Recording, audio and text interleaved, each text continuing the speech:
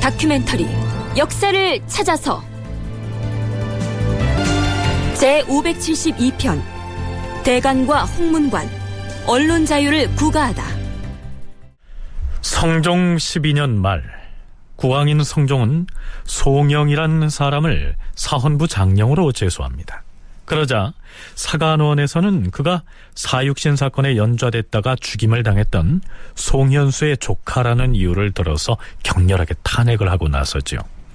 그래서 하는 수 없이 성종은 대간의 요구를 받아들여서 송영을 다른 관직으로 바꾸죠.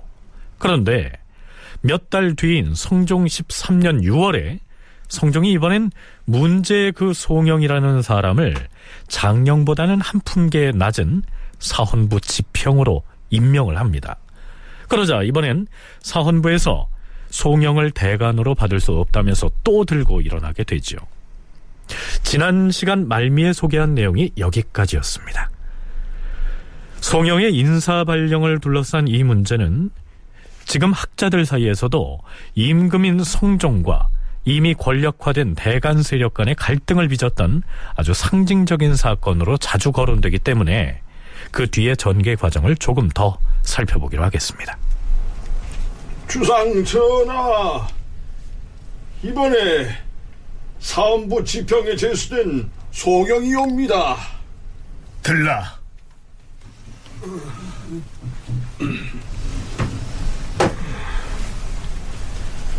그들은 사헌부에 가서 지평의 직임을 수행하지 아니하고 어째 편전으로 과인을 찾아왔는가?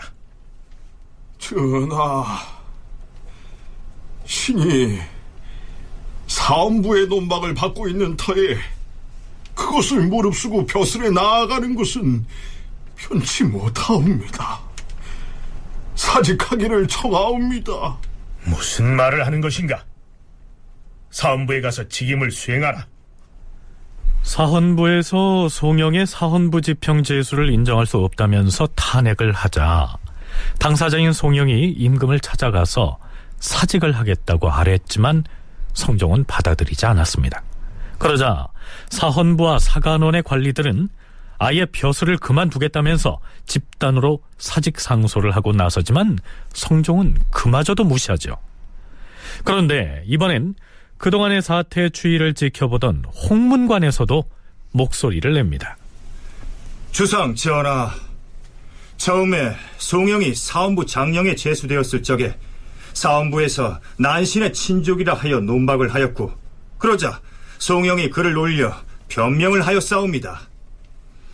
이때 전하께서 정기화시기를 비록 사헌부에서 일하는 것이 마땅하다 할지라도 대간이 논행을 하니 어찌 있을 수 있겠는가 하시고 마침내 다른 벼슬로 바꾸셨사옵니다. 하운데 전하께서는 한 해가 지나지 아니하여 또다시 송영을 사헌부 지평에 제수하셨사옵니다. 그래서 사헌부와 사간원이 합사하여 대궐뜰에 나아가 불가함을 극진히 아뢰었으나 전하께서 마침내 따르지 아니하셨사옵니다. 사정이 이러한데도 송영은 지금 뻔뻔스런 낯으로 사헌부에 출근하여 부끄러운 빚도 없이 벼슬 자리에 앉아 있사옵니다. 같은 사헌부 관리로부터 어제는 논박을 당했던 이가 오늘은 그들과 더불어 다른 사람의 일을 논하고 있사옵니다. 사헌부의 관리들인들 어제는 송영의 일을 논박하다가 오늘은 송영과 더불어 다른 사람의 일을 논하고 있사오니 어찌 그 마음이 편하겠사옵니까? 이것은 채통에 관한 문제이옵니다. 고사에 이르기를 무릇 대간은 비록 논핵을 받지 않았을지라도 사헌부나 사간원에서 못마땅하게 여기면 을에 모두 파면을 하는 것이 관행인데 어찌하여 송영은 이와 다른 것이옵니까? 하물며 송영은 대간의 탄핵을 개의치 않고서 벼슬자리에 있는 것을 탐하고 있으니 염치가 없음을 알 수 있사옵니다. 어찌 염치가 없는 사람을 풍헌의 지위에 있게 할 수 있겠사옵니까? 대간, 그러니까 사헌부와 사간원뿐만이 아니라 홍문관까지 나서서 한 목소리로 송영의 사헌부 지평 제수를 문제 삼자 당사자인 송영이 재차 사직을 하겠다는 뜻을 밝힙니다. 전하, 신이 용렬한 몸으로 성상의 은혜를 지나치게 받아서 일찍이 사헌부 장령에 제수되었사온데 사간원에서 신을 송현수의 조카라 하여 사헌부의 벼슬에 마땅하지 못하다고 하였사옵니다. 하온데 전하께서는 송현수가 비록 죄를 받았을지라도 그 친부모와 처자도 연좌되지 않았는데 조카인 송영에게만 어찌 연좌하겠는가 라고 하셨사옵니다. 신이 가만히 생각건대 사헌부의 관원은 조정에서 신중히 선택하는 것이므로 반드시 굳세고 정직한 사람을 골라 임명할 터인데 신과 같이 용렬하고 무능한 자가 감당할 바가 아니라 여기옵니다. 신이 아무리 욕심이 많고 염치가 없어 벼슬을 얻지 못할까 근심하는 더러운 자라 하더라도 어찌 이 모든 모욕을 묵묵히 참으면서 구차스럽게 용납되길 바라길사옵니까? 신은 홍문관으로부터 부끄러움이 없다는 비방을 받았사오니 신의 죄가 많사옵니다. 엎드려 바라건대 속히 신의 벼슬을 해직하시옵소서. 그대는 동료들의 탄핵만을 두려워하고 임금은 두려워하지 않는 것인가? 맡은 바 직임을 정직하게 수행하는 것으로 나에게 보답하라. 과인에게 아첨하라고 그대를 쓴 것이 아니니라. 네, 결국 인사권의 문제인데요. 인사권은 임금에게만 있는 것이 아니라 사헌부나 사간원의 간관을 비롯해서 홍문관의 관원 등 이른바 청요직 관리들 역시 일정 부분의 인사권을 확보하고 있었습니다. 서울대 규장각 송웅섭 선임연구원의 얘기 들어보시죠. 인사권을 건드리는 것이거든요. 왕은 임명하려고 하고 청요직들은 그거에 대해서 대간을 통해서 이제 비판을 하고 있고, 그러니까 결국 언론이 이후에 점점 목소리를 커져나가는 것은 이런 이 구조적인 권력을 바탕으로 해서 인사권을 청요직이 나름대로 확보하는 부분들이 생겨요. 좀 전문적이긴 하지만 피엄이라든가 또는 서경과 같은 이러한 장치들을 통해서 피엄은 한마디로 말해서 혐의를 피한다라고 하는, 그래서 이제 대간이 사직을 하는 거거든요. 그리고 서경은 이를테면 오품 이하의 관료들에게 그 사람들의 가문, 가계 또는 이전의 범법행위들을 조사해서 문제가 있으면 사인을 안 해주는 겁니다. 서경은 사인을 해주는 것이죠. 근데 문제가 있으면 서경을 안 해주는 것이죠. 이런 것을 이 청요직 그룹들이 아주 적극적으로 활용을 해요. 임금이 관직을 제수할 때 그 대상이 적임자가 아니라고 판단되면 대간이 이를 지적을 하고, 그럼에도 불구하고 수용되지 않으면 집단으로 사직을 하겠다고 나서거나 혹은 서경이라고 해서 관리의 임명 절차에서 대간의 서명이 필요한데 그것을 하지 않음으로써 나름의 인사권을 행사했던 것이죠. 왕이 임명하는 사람에 대해서 이렇게 송영처럼 인정하지 않겠다고 서경을 막 안 해주는 거거든요. 그래서 문제가 되고, 서경을 일정 기간 안 해주면 이거는 그 관직이 사실은 바뀌게 됩니다. 채직이 됩니다. 그러니까 이러한 장치들을 활용하는 힘들이 이 대간에게 생기는 것이죠. 그리고 이게 이제 점점 쌓여서 결국 왕과의 갈등이 점점 늘어나게 되는 것이죠. 제도적으로 만들진 않습니다. 제도적으로 만든 것은 아니고 관행으로 이런 것들을 확보해 나가는 것이죠. 그러니까 이제 청요직들이 이전에는 자신들의 어떤 출세와 성공을 위해서 재상과 왕에게 적극적으로 어필을 하고 있었다라고 한다면, 성종대에 오면서부터는 자기들 스스로의 동료 평가를 염두에 두고 적극적으로 뭔가 문제를 제기하거나 아니면은 탄핵을 하거나 이런 언론에 더 집중하는 양상들이 이전과 다른 형태로 이제 등장을 하게 됐던 것입니다. 송영을 사헌부 관리로 임명하겠다는 성종의 의지는 다시 한번 꺾이게 됩니다. 결국 송영은 2달 만에 사헌부 지평의 자리에서 물러납니다. 그런데 송영의 인사발령에 관한 논란이 거기에서 그친 것이 아니었습니다. 1년 뒤인 성종 14년 6월에 성종이 송영을 사헌부의 장령으로 다시 임명해버린 것입니다. 사헌부와 사간원의 대관들이 어떤 반응을 보였을 것인지는 대충 짐작이 가지 않습니까? 아니나 다를까 사헌부와 사간원이 합세를 해서 송영의 대관 임명이 부당함을 논하면서 자신들은 대관의 직임을 사직하겠다고 나섭니다. 주상전하, 대관에서 탄핵을 논하다가 마침내 그치는 경우가 있사온데 그것은 그만둘 만한 사유가 있기 때문이옵니다. 하온데 송영의 일은 그렇지 않사옵니다. 송영은 난신에 연좌된 자의 자손으로서 동반의 벼슬을 허가해서는 아니 되는 자이옵니다.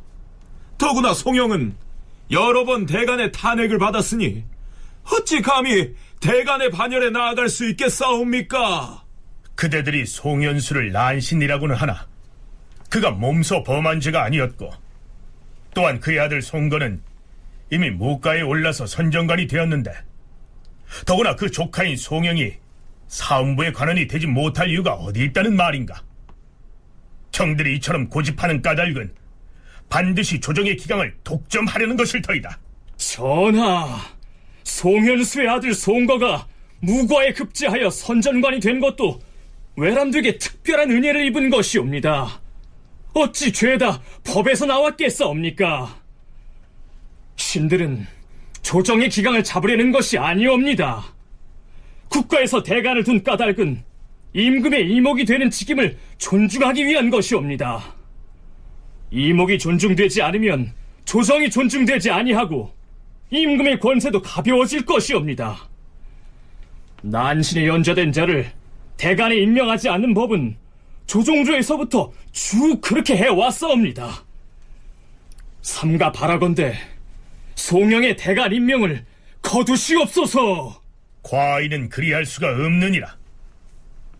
이렇게 하면 역사를 기록하는 사관이 임금이 난신에 연좌된 자를 대간으로 등용하였다 이렇게 쓸지 모르겠으나 과인은 개의치 아니할 것이다. 전하, 임금이 대간의 말을 들어주지 않는다면 이것이 바로 후세에 비판을 받는 원인이 될 것이옵니다. 신들이 이미 그 사람을 탄핵하였사온데 장차 그 사람과 함께 대관으로 함께 일하는 것은 참으로 불편하옵니다. 옛말에 뜻을 같이 하지 않으면서 말을 같이 하는 것은 여름 더위에 밭에서 일하기보다 괴롭다 하였사옵니다. 송영의 장령제수를 바꾸지 않으신다면 청컨대 신들의 벼슬을 갈도록 하시옵소서. 신들은 송영과 벼슬을 같이 하지 않을 것이옵니다. 대간은 모두가 한 몸이므로 행동을 다 함께 할 것이옵니다. 그러므로 신들은 감히 사직을 청하옵니다. 신들은 사직을 청하옵니다. 허나 과인은 결코 윤호하지 아니할 것이다. 자, 여기에서 잠깐 문제가 되고 있는 그 송영이라고 하는 인물은 사육신 사건에 연좌돼서 처형된 송현수의 조카이기 때문에 사헌부의 관원이 될 수 없다라는 것이 대간의 주장이고요. 성종은 그것을 문제 삼지 않으려고 합니다. 송현수는 단종의 장인이었죠. 그렇다면 단종과 사육신을 죽인 당사자는 세조였는데 어찌됐든 역신으로 간주돼서 처형된 죄인의 조카를 이 성종이 대간으로 임명하려는 것은 세조를 부정하는 처사가 아닐까요? 연세대 국학연구원 윤훈표 연구원의 얘기입니다. 역적으로 처형된 이 송현수의 아들 조카를 갖다가 무슨 명목으로 복권시키고 관직을 제수하느냐, 명목이 있어야 될 것 아니냐, 확실한 어떤 이 명목과 명분 없이 역적들의 후손들을 사면하는 것은 불가하다. 이것이 이제 갈등의 근원이었는데요. 여기서 또 하나 아주 중요한 것은 뭐냐면 세조대 정치의 어떤 비판 같은 것이 거기에 포함되어 있는 거죠. 뭐냐면 송현수는 억울하게 죽어 있는 것을 다 알고 있습니다.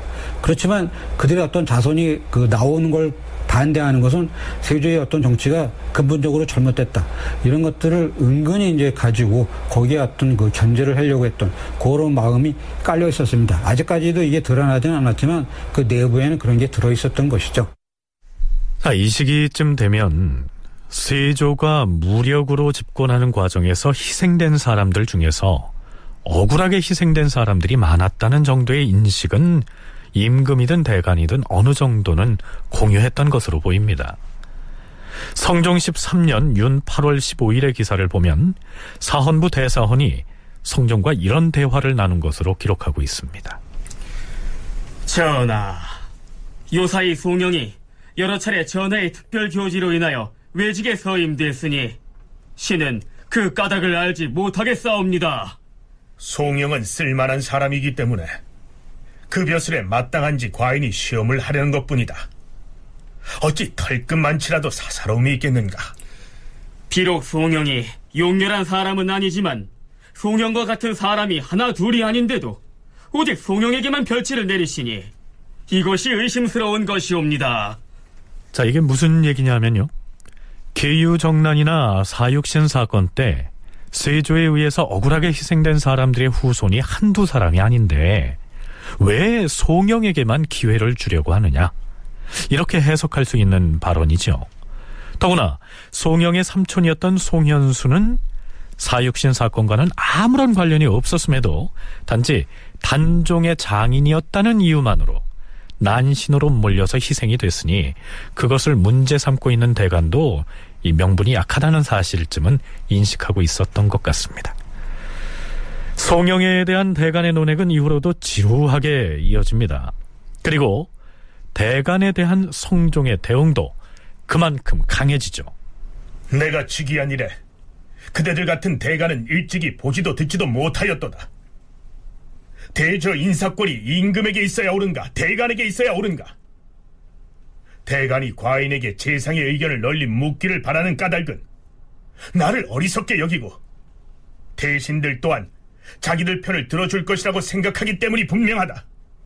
성종과 대간 사이에 이렇듯 팽팽한 대치 상태가 이어지던 중 성종 14년 8월이 되자 사헌부에서는 송영에 대한 새로운 죄목을 들고 나옵니다.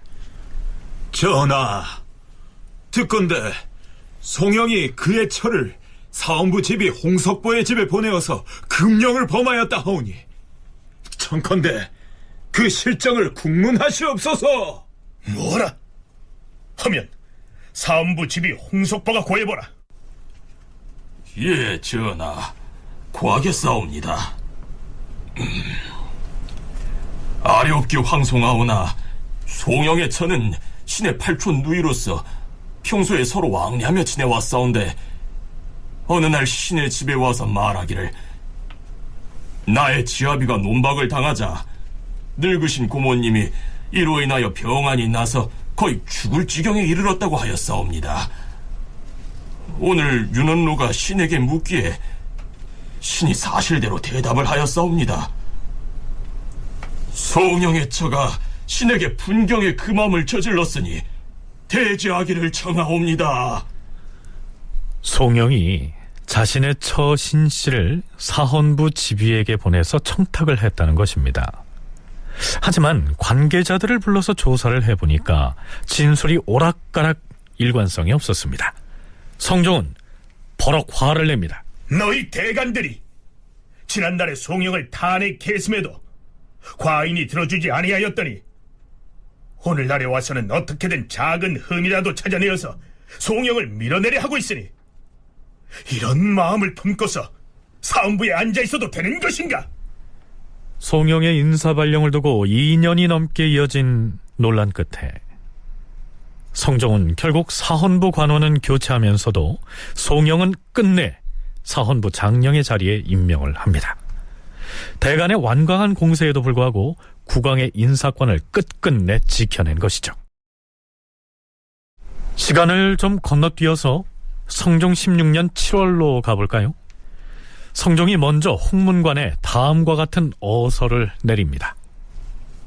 하늘이 과인을 견책하여 근년에 흉년이 들지 않는 해가 없었는데 금년은 더욱 심하도다.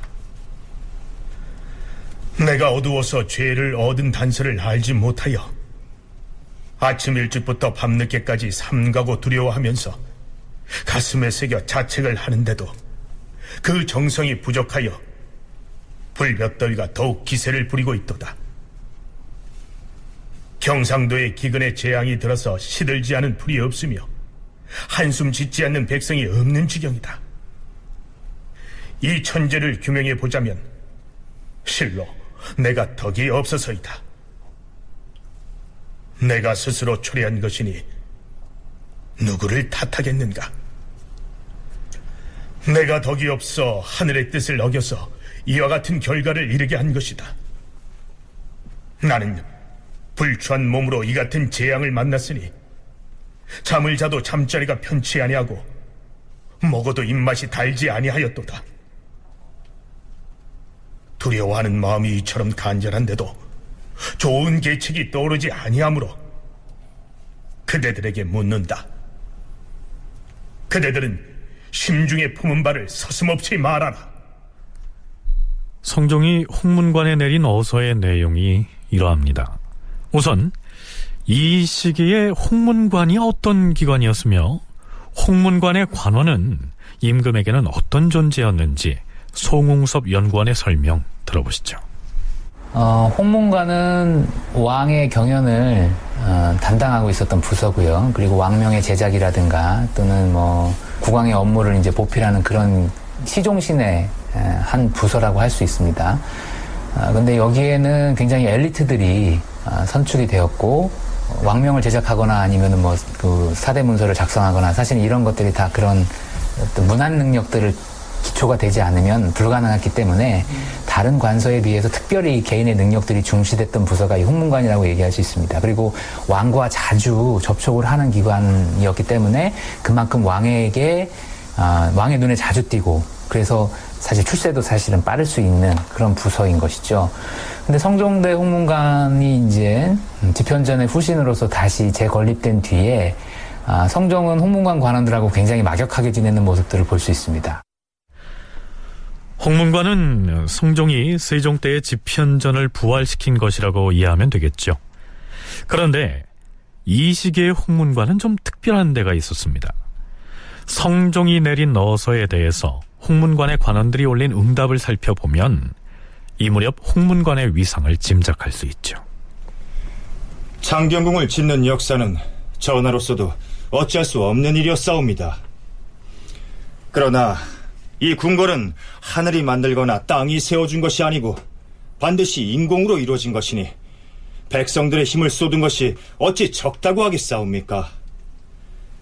근년 이래로 흉년이 계속되어서 백성은 콩가루나 밀기울도 구할 수 없는 지경이온데 지방에서 징발되어서 서울에 부영 나온 사람들이 수백 수천 명씩 무리를 지어서 영차 하는 소리가 십리 밖까지도 끊어지지 아니하였고 또한 강원도, 충청도, 경상도 등의 지경에 벌목을 하라는 전제를 내리시니 그 배단이 적지 않았사옵니다.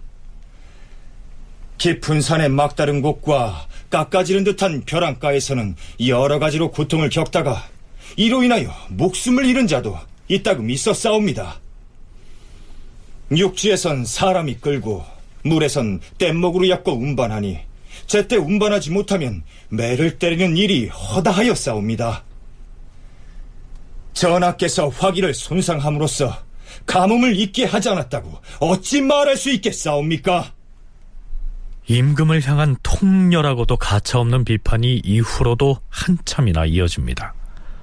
홍문관의 화살은 비단 임금에게만 향한 것은 아니었습니다.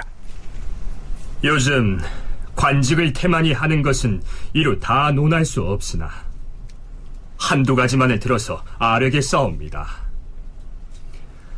한성부와 장례원은 송사를 다스려 원통하고 억울함을 풀어주는 곳인데도 그 난관들이 사리에 어두워서 옳고 그름을 문란하게 하는 자가 있는가 하면 세월을 천연시키며 앉아서 벼슬이 옮겨지기를 기다리는 자도 있사옵니다. 뿐만 아니라 사간호는 간쟁을 맡은 곳인데도 혹 입을 다물고 말하지 않는 자가 있으며, 이귀사는 왕세자를 호위하는 곳인데도 용렬하고 무식한 자가 거의 많사옵니다. 안으로 조정의 반열에 있는 자들이 이러한데 먼 지방 먼 고을의 관원들이야 어찌 재물을 탐하여 가혹하게 거두어 들여서 백성들을 병들게 하는 자가 없겠사옵니까? 이보다 더 큰 문제가 있사옵니다. 육조의 관직에 보잘것없고 용렬한 무리들이 마구 섞여서 당치도 않은 자리를 차지하고 앉아 산농공상에 종사하는 백성들의 위에서 군림하면서 있사옵니다. 그뿐이 아닙니다. 의정부는 마음 백성이 우러러보는 곳이옵니다. 이 자리에 있는 자는 마땅히 나라만을 생각하고 자신의 가족은 잊고 공만을 생각하고 살을 멀리하여야 하옵니다. 현명한 인재가 쓰여지지 않았으면 등용할 것을 생각하고 간사한 자가 물러나지 아니하였으면 이를 물리칠 것을 생각하느라 밤낮으로 자기 몸은 돌아보지 않고 그 책임에 충실하기에도 여념이 없어야 할 것이옵니다. 그런데 의정부 정승들이 무슨 시간이 그리 많아서 널리 재간을 늘리고 처자식을 위한 계책에 몰두할 수 있겠사옵니까? 최고의 엘리트들로 배치되어가지고 임금과 함께 경연해서 공부하고 있기 때문에 그들보다 더 똑똑한 관료들은 없다고 해도 과언이 아닙니다. 그런데 여기서 중요한 게 뭐냐면 성종이 경연에 열심히 참여를 합니다. 따라서 홍문관의 위상은 점점 높아지는 거죠. 그래서 처음에는 조그마한 일부터 이야기하다가 마침내 결국 정치 전환에 대해서 독자적인 목소리를 냅니다. 그러면서 이제 임금도 암묵적으로 동의하죠. 왜냐하면 자기랑 함께 경영인에서 공부하는 그 관료들이기 때문에. 그러면서 그 성종은 사안에 따라서는 이들 홍문관의 목소리를 활용을 합니다. 그래서 이 여론 정치가 점점 풍성해지고 그 임금이 경연하면서 그 홍문관에게 힘을 실어주게 되니까 홍문관의 어떤 그런 이 위신이 더욱더 커지면서 마침내 대간들을 견제할 수 있는 그런 위치에까지 올라서게 된다. 그것이 어떤 성종에게는 매우 중요한 정치적 자산이었습니다. 윤은표 연구원의 얘기 중에요, 홍문관이 마침내 대간을 견제하는 위치에 올라섰다라고 했는데요. 앞에서 소개한 홍문관의 상소문에서도 이러한 내용이 있었죠. 사간호는 모름지기 간쟁을 맡은 곳인데도 혹 입을 다물고 아무 말도 하지 않는 자가 있사옵니다. 송영의 인사발령 파동에서도 봤듯이 이 시기의 사간호는 성종도 어찌할 수 없을 정도로 그 기세가 등등했는데요. 그 사간원의 대간들을 향해서 홍문관에서는 임금의 눈치를 보느라 제대로 간언을 하지 않는다, 이렇게 비판을 하고 있는 것입니다. 국정에 정말 그 아주 중대한 문제라고 생각되는 부분들에 있어서는 홍문관 관원들이 개입을 합니다. 개입을 해서 언론을 행사를 하게 되면, 특히 불교 문제와 관련돼서 언론 행사를 하게 되면 불사가 행해지고 있는 것을 제대로 막지 못하는 것은 대간의 책임인 것이죠. 왕을 간언을 해야 되는데, 적극적으로 간언을 해야 되는데 왕의 위험 앞에 몸을 사린다던가, 또는 대신들도 어떻게 보면은 도를 논해야 되는 책임이 있는 존재들이거든요. 그럼에도 불구하고 왕이 불사를 허용할 때 제대로 말을 못하는 이러한 명분들을 기회로 삼아서 홍문관이 발언을 하게 되면 대신들도 대간들도 그 홍문관의 발언을 인정을 하는 것이죠. 원칙을 인정을 하면서 자신들이 부족한 것들을 이제 토로를 하는 것인데요. 홍문관은 기본적으로 간쟁을 하는 기관이 아니고요, 세종시기의 집현전처럼 임금을 가까이에서 보필을 하고 또 임금의 경연을 주관하는 근시기구였지만 어느 사이 언론의 구실을 함께 했던 것입니다. 특히 불교 문제에 관련해서 대간이 임금에게 제대로 간언을 하지 않을 경우 홍문관이 나서서 발언권을 행사하는 사례를 실록에서는 아주 자주 찾아볼 수 있습니다. 성종 16년 7월 4일 홍문관 부제학 안철양이 봉선사 주지 학조에게 죄를 주어야 한다고 임금에게 아뢰었다. 전하, 지금 들으니 봉선사 주지승 학조가 승정원에 나아가서 사찰의 곡식을 동원하지 말기를 청하였다고 하는데 신등은 불가하다고 여기옵니다. 승정원은 재상이 아니면 들어가서 일을 안 할 수 없는 곳이온데 어찌 한낱 머리 깎은 중으로서 어찌 감히 승정원에 들어가 일을 안 한단 말씀이옵니까? 만약 말할 것이 있으면 마땅히 해당 관리에게 고할 일이고 그러고도 뜻을 펴지 못할 것 같으면 주상전하께 상언함이 옳사옵니다. 그런데 이 승려는 감히 승정원에 들어갔고 또한 버젓이 빈청에 앉아서 음식을 먹었사오니 그 자를 국문하여 죄주기를 청하옵니다. 그리고 그 곡식은 그대로 봉하여서 백성을 진율하도록 하시옵소서. 또한 승지들이 자리를 마련하여 이 중을 접대한 것도 옳지 않사옵니다. 홍문관에서 이렇게 상언을 하자 승정원의 승지들이 금세 잘못을 시인합니다. 주상 전하, 홍문관의 상언을 접하고 보니 신등이 미처 헤아리지 못하여서 봉선사 주지를 접대함이 잘못되었사옵니다. 물러가서 대제하기를 청하옵니다. 그러자 이때쯤에 임금이 나섭니다. 그 승려는 본래 양반 집안의 자손으로서 고금의 사리에 밝을 뿐 아니라 범상한 중이 아니므로 낮추어 대우하여서는 아니 된다. 세조께서 항상 승정원으로 하여금 접대하게 하시었고 은총이 매우 두터웠도다. 선왕이 기르던 것은 비록 개나 말이라 하더라도 사랑하고 공경해야 하는 법인데 더구나 이 승려는 선왕께서 지극히 공경한 자가 아니던가. 중도 내 백성인데 곡식을 주어 구왕하는 것이 어찌 옳지 않겠는가. 봉선사는 선왕의 영정을 모신 곳으로서 만약 먹을 곡식이 없다면 저리 장차 텅 비게 될 것이니 두 분 대비는 물론 어찌 과인 또한 마음이 편안하겠는가. 더구나 이 곡식은 정의 왕후께서 내리신 것이니 빼앗아서는 아니 될 것이다. 그러나 홍문관의 관원들도 역시 호락호락 물러서지 않습니다. 비록 선왕께서 행하신 일이라 하더라도 그 일이 그릇된 것이면 따를 수 없사옵니다. 승려와 백성은 또한 크게 경중이 있사옵니다. 옛글에 백성은 나라의 근본이니 근본이 굳어야 나라가 편안하다고 하였사옵니다. 백성이 아니면 종묘와 사직을 무엇으로 지키겠사옵니까?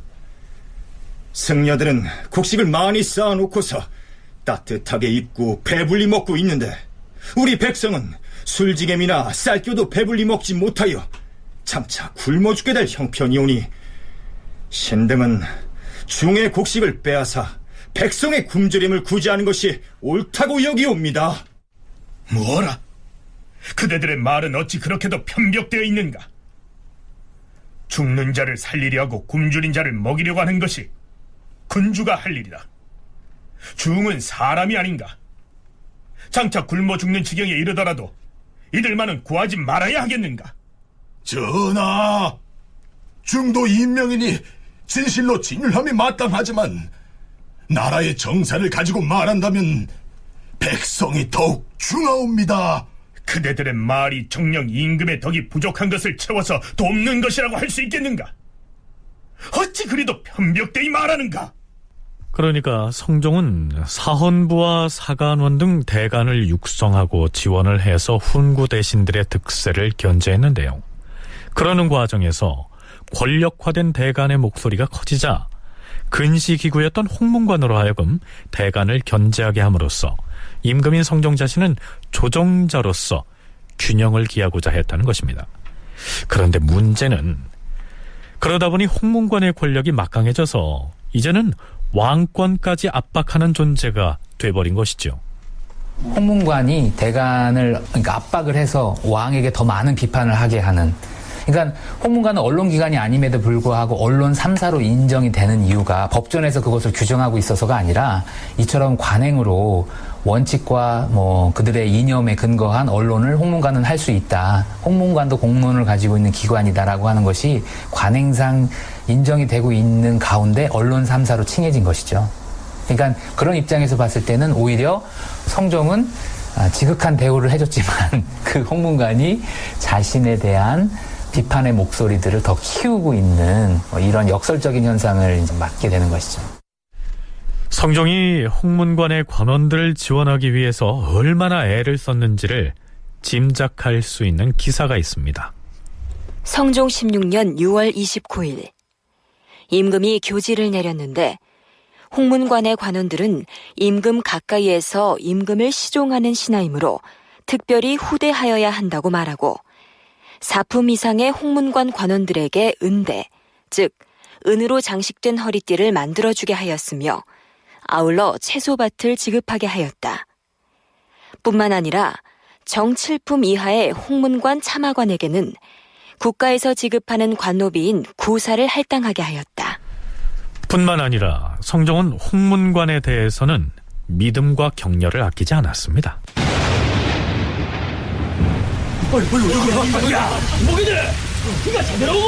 이제 가면 걱정 안 해도 되겠네. 어머니에서도 그게 기뻐하시겠네. 이제 살았네, 살았어. 성종 18년 6월 2일 임금이 홍문관 관원들에게 잔치를 베풀고 술과 고기를 하사하였다. 그대들은 과인과 경연을 함께하면서 과인의 결점을 보충해주고 과인이 미치지 못한 것을 바로잡아 주었으므로 과인은 그대들을 매우 소중히 여기는 바이다. 더구나 그동안 내가 가뭄을 근심하여 침식을 못하면서 두려워한 지가 여러 날인데 오늘 하늘이 이 백성을 돌보아서 비가 억수같이 내리고 있으니 내 마음의 기쁨을 어디에 비유할 수 있겠는가 하여 과인이 특별히 홍문관의 그대들에게 술을 내리고 잔치를 열어주는 것이니 각자 취하도록 마시고 즐기도록 하라. 성은이 만극하여이다. 성은이 만극하여이다. 주상전하, 신부제학 유윤겸이 홍문관을 대표하여 아뢰겠사옵니다. 바다와 산처럼 깊고 높은 전하의 은혜, 신들은 물방울과 먼지만한 보답도 못하였사온데 하늘처럼 덮어주시고 땅처럼 실어주시어 사랑으로 살펴주시니 그 은혜를 치우치게 입었사옵니다. 분수를 살피자니 마땅치 아니하여 몸을 어루만지며 어찌할 바를 모르겠사옵니다.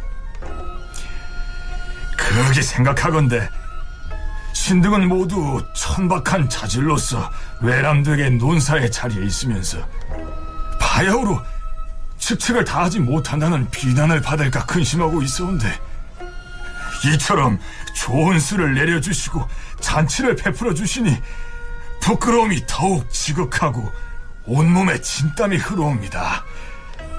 주상전하께서는 총명하시어 옛일을 상고하여 공경과 두려움으로 하늘을 받드시니. 자, 임금은 홍문관의 관원들을 지극한 사랑으로 아끼고 또 홍문관의 관원들은 지나치리만큼 극진한 언사를 동원해서 임금의 은혜를 칭송하고 있는데요. 하지만 이는 연회의 자리에서의 의례적인 표현일 뿐 구체적인 정무를 놓고 논쟁을 벌일 때에는 임금도 어찌할 수 없을 만큼 아주 가차없는 비판자의 자세를 견지했습니다. 성종으로서는 일말의 배신감마저 느꼈겠지요. 시간을 좀 더 뒤로 물려서 성종 21년 10월로 넘어가 볼까요? 이때 사간원의 대사관이었던 이평이라는 사람이 뇌물을 받았는지 여부를 두고 논쟁이 벌어집니다. 자, 우선은 윤훈표 연구원으로부터 그 개요를 들어보시죠. 그 이평이라는 사람이 아주 그 묘한 위치에 있는 인물인데요. 이 사람이 그 대사관이 되었을 때 뇌물을 받았다는 이유로 피소를 당합니다. 그런데 그 뇌물을 바친 자가 처음에는 자복을 했어요. 그런데 뒤에는 이제 말을 바꿔가지고 고문을 받다가 사망한 사건이 벌어집니다. 상대편이 죽었기 때문에 변명을 할 수가 없었는데 그래도 이 혐의가 있는 사람이 어떻게 재직하고 있느냐, 이래가지고 이제 곤란하다는 게 이제 대관들의 그 입장이었습니다. 하지만 이제 그 내면에는 뭐가 있었냐면 이평이 대사관으로 재직하던 시절에 간언을 자주 안 했어요. 그리고 이제 그 왕의 입장을 이해하고 그 왕을 옹호하는 듯한, 두둔하는 듯한 그런 생각을 은연중의 행동을 갖다 보이다가 대관들로부터 집중적인 이제 논의를 받아가지고 물러난 일이 있었습니다. 이때 그 성종은 이걸 조종자 입장에서 이제 개입하려고 했던 거죠. 자, 그럼 이 뇌물 사건을 두고 어떤 논란이 있었는지 살펴보죠. 우선 이평의 뇌물 수수와 관련해서 처음으로 탄핵의 목소리를 냈던 사헌부 지평 홍한이 임금에게 불려옵니다. 그대는 이평이 탐호한 일을 범했다 하였는데 그 실상을 말해보라. 주상 전하, 신이 이평의 탐호한 일을 들은 것은 세월이 이미 오래되어서 그 말을 발설한 자가 누군지를 기억을 하지 못하겠사옵니다. 대간이 어찌 모두 눈으로 본 일만을 말하겠는가? 하지만 대간과 말한 자가 만약 그 일을 속여서 지목하였다면 과인은 이를 분별하지 않을 수 없도다. 전하, 신이 말한 사람을 다만 기억하지 못할 뿐이옵니다. 신이 알고 있다면 무엇 때문에 아뢰지 아니하였겠사옵니까? 단지 신이 망령된 말을 한 죄는 달게밖에 싸웁니다. 그대가 허물을 다른 사람에게 미루지 않으려고 언근을 말하지 않고 있으니 선량한 사람이라 이를 만하다. 그러나 군주가 정사를 살피는 데 있어서는 마땅히 죄가 있는 자를 다스려야 한다. 그대는 반드시 들은 바가 있어서 말을 전하였을 것이다. 그것을 바로 말하라. 신이 홍문관에서 논의할 때 어찌 오늘의 하문이 있을 것을 알고 똑똑하게 기억하였겠사옵니까? 지금 생각해보건대 자세히 알지는 못하겠사오나 신의 장인인 성기달이 모친상을 당하여 충청도 진천에 농막에 있었사온데 진천과 청주는 경계가 맞닿아 있기 때문에 신이 장인에게서 들은 것을 발설하였을 뿐이옵니다. 이 문제는 의정부와 의금부를 불러 다시 의논하도록 하라. 성종으로서는 평소에 이평을 옹호해왔기 때문에 대간이 그를 뇌물죄로 탄핵하는 것을 막으려고 했던 것으로 보입니다. 자기와 어떤 가까운 입장에 있는 또 자기를 옹호하는 입장에 있는 이평을 어떻게 해서든지 두둔해가지고 이 대간들의 어떤 견제하는 그런 것으로 이제 삼으려고 했습니다. 그래가지고 이제 양쪽의 어떤 조정한다는 입장에서 개입을 해서 그 대간들의 어떤 그런 그 상호 견제 이것이 계속해서 이루어지도록 그렇게 이제 하려고 했고 이걸 통해서 임금의 어떤 권위를 확고하게 수립하자고 했던 것이죠. 그래서 아주 이평이 좋은 어떤 대상물로서 딱 떠오른 겁니다. 그래서 이제 적극적으로 개입하게 되는 것이죠. 그 너희들의 논의의 근거가 뭐냐? 왜냐하면 죽었지 않습니까? 자백을 했던 사람이 아니다라고 해서 끝끝내 유지했으면 괜찮았는데 중간에 이제 죽어버렸기 때문에 끝까지 따지고 들어가 보면 이평은 사실 죄가 성립되지 않는 것, 혐의만 있을 뿐이지. 이평에게 뇌물을 줬다는 사람은 죽고 없기 때문에 그를 탄핵하고 있는 대간을 향해서 이평이 뇌물을 받았다는 근거를 대라 이렇게 반격을 한 것이죠. 이 논란은 대간이 탄핵을 하는 사안에 있어서 이른바 언근을 논하는 것이 합당한 일이냐 아니냐 하는 문제로 발전을 합니다. 여기에서 말하는 언근이란 말씀 언자에 뿌리 근자입니다.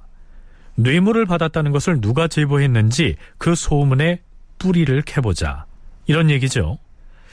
자, 여러분은 풍문탄핵이란 말 들어보셨습니까? 이 언근이 문제가 되는 것은 뭐냐면 성종대에 오면서 사실은 풍문탄핵이라고 하는 것이 어느 정도 허용이 됩니다. 그러니까 명확한 근거를 가지고 있어서 탄핵을 하는 것이 아니라 이제 일상에서 떠들고 있는 그런 소문들의 근거에서 누가 뇌물을 받았다더라 이러이러한 소문이 있습니다 라고 하는 것에 근거해서 탄핵을 하는 것이죠.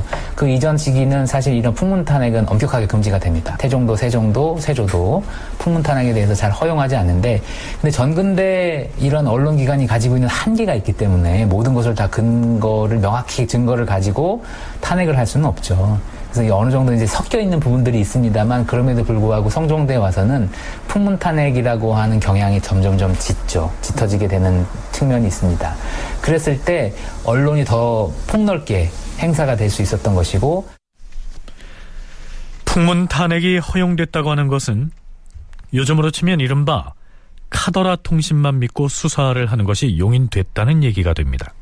그런데 성종은 친정 초기인 성종 8년에 이조 판서를 지낸 양성지가 탄핵 대상에 올랐을 때 이른바 풍문 탄핵을 두고 신료들과 논란을 벌인 적이 있었습니다. 전하, 한때 풍문을 가지고서 대신을 탄핵한다면 억지로 죄를 만드는 일도 생길 것이옵니다. 또한 사사로운 원한으로서 서로 비방할 것이니 이런 풍습을 잘하게 할 수는 없사옵니다. 청컨대 어디서 들었는지 먼저 밝히게 하시옵소서. 그러나 만약에 그 말에 소종례를 일일이 캐묻는다면 누가 능히 비리를 말하겠는가? 주상전하, 고려 만렵에 풍문으로서 탄핵하기를 좋아하고 사실인지 거짓인지를 가리지 아니하였는데 우리의 태종께서는 이러한 배단을 단호히 개혁하여 싸웁니다. 지금 만약 캐묻지 않는다면 어찌 국가에서 정치하는 채모가 서겠사옵니까? 지금 경등이 비록 불가하다고 말하지만 내가 하는 말도 또한 어찌 정치를 하는 채모가 아니겠는가? 과인은 대간의 말에 대하여 그 소종례를 묻지 아니하기로 이미 허락을 하였는데 지금 만약 방침을 바꾸어서 캐묻기로 한다면 이것은 임금으로서의 신의를 잃는 것이 될 것이다. 대간은 관리의 잘못을 규찰하고 탄핵을 하는 임무를 띠고 있는데 이 대간이 탄핵하는 사안마다 그 소종례, 즉 그 내력과 근거를 일일이 대라고 하면 언론이 위축될 것이니까 어근, 즉 말의 근원을 캐지는 말라. 이러한 내용입니다. 그랬던 성종이 제위 마렵에 이르러서는 성종과 신료들의 입장이 바뀝니다. 자, 어떻게 달라지는지 살펴보시죠. 성종 21년 10월 5일 사헌부 대사원 이계동 등이 차자를 올려서 말하였다. 주상 전하, 무릇 군주는 구중 궁궐의 깊숙이 거처하기 때문에 조정의 이런저런 일들을 들을 수가 없사옵니다. 그래서 언관을 설치하여 총명을 넓히는 것이옵니다. 이 때문에 간쟁하는 신하가 충성과 지혜를 다하여 후원을 돌보지 않으므로 조정에 아첨하는 인사가 없어지는 것이옵니다. 전하께서는 이평이 저지른 악행을 용서하고자 하여 급히 언근을 캐물으시고 또 누구에게 들었는지를 캐물어서 처음 말한 사람을 죄주려고 하셨사온데 그렇게 하는 것은 비단 언론을 막는 것일 뿐만 아니오라 장차 이평의 원한을 갚아주는 것이 될 것이오니 신등은 적이 곤혹스럽사옵니다. 이평의 탐욕은 사람들이 모두 아는 바인데 어찌 그의 탐오한 죄를 버려두고 도리어 언관에게 허물을 돌려서 처음 발설한 사람을 찾아 다스리고자 하시옵니까? 이는 부당하옵니다. 그렇사옵니다. 이는 한 사람의 허물을 덮으려고 여러 관리들의 탐욕을 열어주는 것이 되옵니다. 만약 죄가 있는 사람이 간신의 입을 다물게 한다면 온 나라 사람들이 말하는 것을 경계할 것이오니 국가의 가장 큰 걱정거리가 될 것이옵니다. 전하께서는 총명하고 예지하심이 천고에 탁월하셔서 대간이 간하는 것을 따르시는 아름다움을 지니고 계시온데 이제 만일 제일 먼저 말한 사람이 누구인지를 캐물어서 그 죄를 다스리고자 하신다면 충성으로 가난한 길을 막을 것이오니 신등은 더욱 절실하게 마음이 아프옵니다. 이평의 일을 제대로 밝히기 위해서는 최초로 말한 사람을 밝혀야 할 것이다. 그러려면 마땅히 탄핵을 제기한 대간에게 물어야 할 것이 아닌가. 그러나 대간에게 묻는 것은 마땅하지 못하다고 하니 그렇다면 처음 말한 사람을 찾을 수 없을 것이 아니겠는가. 대저 어떻게 하는 것이 좋겠는가. 이평의 일을 만약 추문하여 밝히고자 하면 부득이 언근을 끝까지 캐어서 물어야 하는데 그러려면 대간을 추국해야 하므로 언로가 막힐 것이옵니다. 그냥 내버려 두는 것이 어떠하겠사옵니까? 언근을 묻고자 하였으나 당사자가 이미 사망한 탓에 분변할 방도가 없어졌으니 이제 모두 내버려 두도록 하라. 자, 이렇게 해서 이평을 뇌물 혐의에서 벗겨주려던 성종의 의도는 일단은 성공을 합니다. 그런데 이 시점에서 성종이 예전에 풍문 탄핵을 일정 부분 용인하면서 언근을 캐서는 안 된다고 했던 자신의 입장을 번복해서 언근을 캐겠다고 나섰던 것은 세력이 확대된 홍문관과 대간을 견제하려는 의도 때문이었겠죠. 자, 이제 성종의 치세는 말년을 향해 가는데요. 성종과 대간 사이에는 갈등이 더욱 깊어만 갑니다. 드디어 성종은 국왕의 권위를 내세우기 위해서 마음에 들지 않는 대간을 외방, 즉 멀리 지방관으로 내치는 조처도 감행합니다. 그 희생자는 우리가 가끔 인용하는 용제총화의 저자이자 당시 사헌부 대사헌이었던 성현이었습니다. 성종이 왕실 인척인 윤을로를 관직에 제수하려고 하자 성현이 문제를 삼고 나섰던 것이죠. 신등이 삼가 살펴보건대 윤은로는 본래 재주와 덕이 없고 다만 왕실의 인척으로서 외람되게 융숭한 은혜를 입어 그 반열이 이 품에 올라싸우니 이미 분수에 지나친 벼슬을 한 것이옵니다. 그러므로 진실로 조심하고 청렴하게 처신하여 주상전하의 은혜를 10,000분의 1이라도 갚도록 도모해야 마땅할 터인데 지난번 2조 참판이 되었을 때는 1000가지 10,000가지로 악착같이 이익을 추구하기에 여념이 없을 지경이었사옵니다.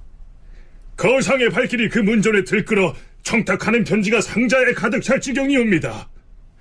뿐만 아니어라 각 지방의 각 주와 현으로부터 방납을 받으면서도 뻔뻔스럽게 부끄러운 줄 모르오니 이는 재상의 존엄함을 팽개치고 상인의 행위를 한 것이라 사림에서는 그를 끼워주지 아니하였고 대가는 그를 논박하였사옵니다. 하온데 이번에 전하께서 윤은로를 한성부 좌윤에 제소하시니 초성 여론이 들끓고 놀라지 않은 사람이 없었사옵니다. 대개 한성부는 그 임무가 중하고 지대한데 어찌 윤은로 같은 자로 하여금 한성부의 일을 맡게 할 수가 있겠사옵니까? 바라옵건대 윤은로를 한성부 좌윤에 제소하겠다는 어명을 거두어 주시옵소서. 과인은 어명을 거두지 아니할 것이다.